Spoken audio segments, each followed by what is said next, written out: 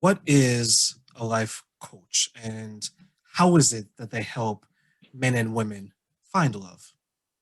So, for my special niche, I go ahead and help women realize the things that are holding them back because we have a limiting belief that we aren't worthy, we can't find love, or that there are men out there that are always cheating or something's always going to go wrong. But in reality, that is just something that their mind creates, and that's the story that they keep telling themselves. So, what I do is help them reprogram that and reprogram their subconscious beliefs in regards to what love is.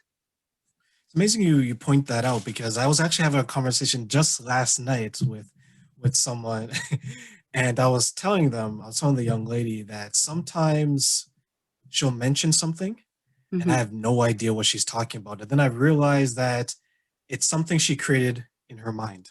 Yes. Right. And I'm guessing many people, men and women, but since we're talking about women, they believe it so much that it's actually becomes a reality to them, even though it's not to Yes. everyone else, right?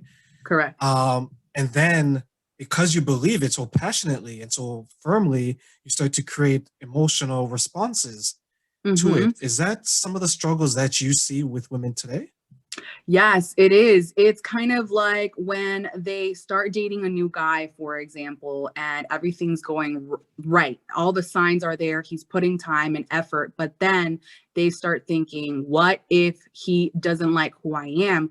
What if things go wrong? They're already waiting for the other shoe to drop, even though they haven't been shown those signs. So that's kind of like us having a certain expectation for things to go wrong, even though they've shown that everything is going in the right direction.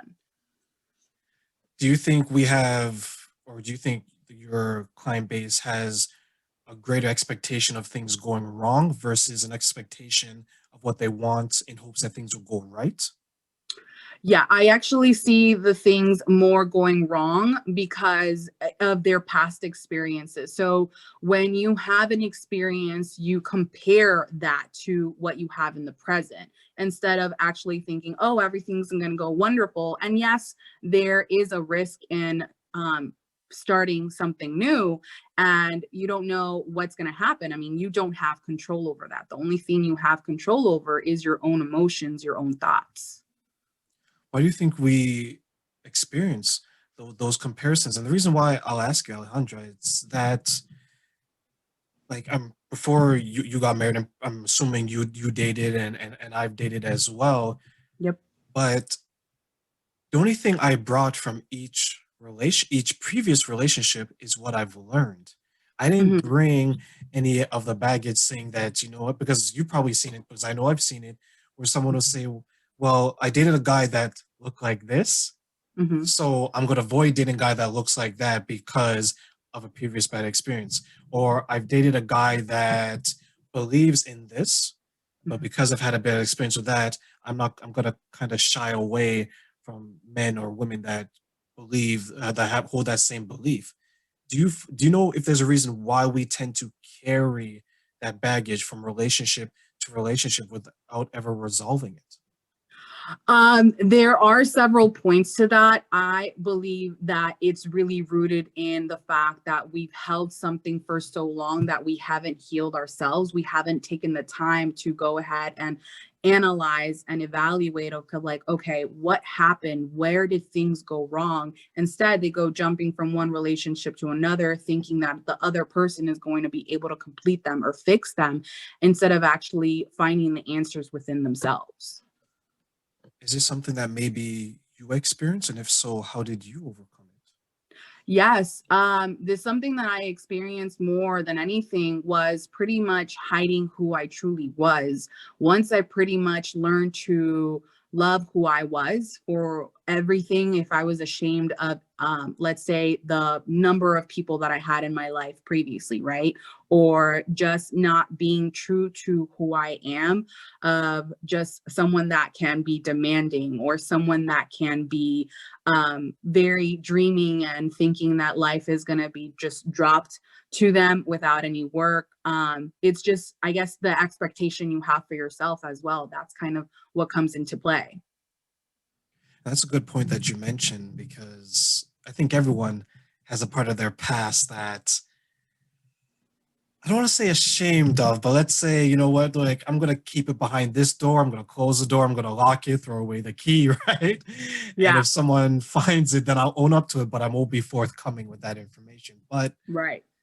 I look at and I appreciate you on the show to discuss this because it's allowing me to learn because my perspective is this perspective of a man, right? Hmm. A man that pursues women as a heterosexual man, right?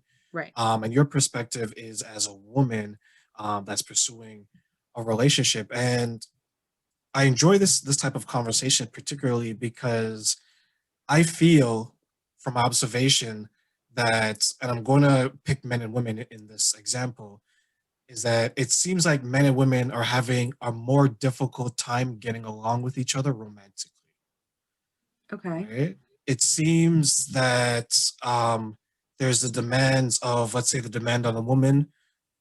You do something. This is going to be your life until you're 20. You graduate, and then the expectation is you better get married and have that child before you're 30, Hmm. right? Yeah. And then the man is that okay? You're going to live your life until you're about 20. You're going to go to school, graduate. You better have an idea who you're going to marry and the career you want to provide for that family you're going to have, right? It seems Yeah. to be like the age 30 is where men and women have to figure it out based on what Yep. we're told, right? And Hmm. then once you hit 31, for some reason, it's like you look left and right and you begin to panic. Oh my God, I'm not the person I was in my 20s.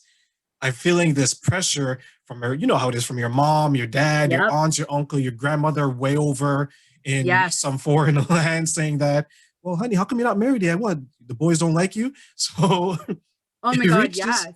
right? And it reaches that point where you're like, okay, now you're in a situation where if you want to meet other people's timeline, because remember, it's not your timeline, it's someone else's timeline, right? Hmm. Now you're kind of saying, okay, these are the guys, these are the men, these are the women that are in my life because they've approached me or I've gone on a couple of dates with them. And now you're taking the pressure from yourself and you're putting it on them, saying that, okay, we got to do this, we got to do this, we got to do this. And then it creates conflict because just because you may think you're ready, the other person is not ready. And that's what I feel is maybe the beginning of the conflict between men and women is because the expectation is so different, but yet we're expected to come together and mesh the Right. differences and make it work. Is that an Right. accurate picture of relationships? No, that's really accurate because I have had a lot of like close friends that see a relationship and that's kind of what they want. So they want to go ahead and towards that. But the other person is expecting to have a home, get married, have a kid. And that's also another conflict. But the thing that the conflict comes in is because they're not communicating. They're not communicating exactly what their desires are. Instead, they reserve it. They expect the other person to know, and that's something that I have worked in my own relationship of like, okay, I want my life this way. Are you in agreement?